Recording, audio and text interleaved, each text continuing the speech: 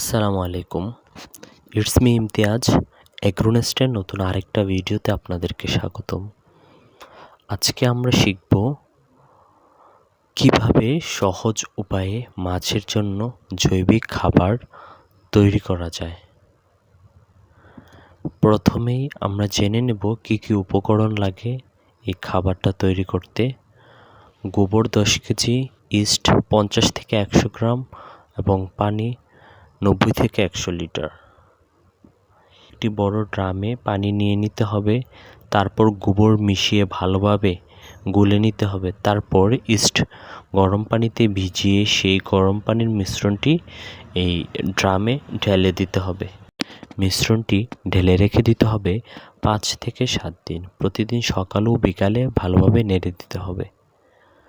যখন এতে বুদবুদ উঠবে এবং দুধের মতো মিষ্টি গন্ধ আসবে, তখন বুঝতে হবে তা ব্যবহারযোগ্য হয়েছে। এই খাবারটি পুকুরে প্রতি শতাংশে 1 থেকে 2 লিটার ব্যবহার করতে পারেন।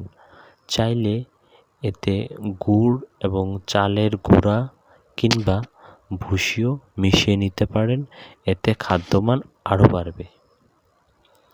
এই প্রাকৃতিক খাবার আপনার মাছের হজমে সহায়তা করবে, রোগ প্রতিরোধ ক্ষমতা বাড়াবে এবং খরচ অনেক কমিয়ে আনবে। যদি আপনি মাছ পালন করে থাকেন, এই খাবার পদ্ধতিটা ব্যবহার করে দেখতে পারেন। ভিডিওটা ভালো লাগলে অবশ্যই লাইক, কমেন্ট, সাবস্ক্রাইব করতে ভুলবেন না। আরও এমন জৈবিক প্রযুক্তি পেতে চোখ রাখুন এগ্রোনেস্টে। ধন্যবাদ সবাইকে।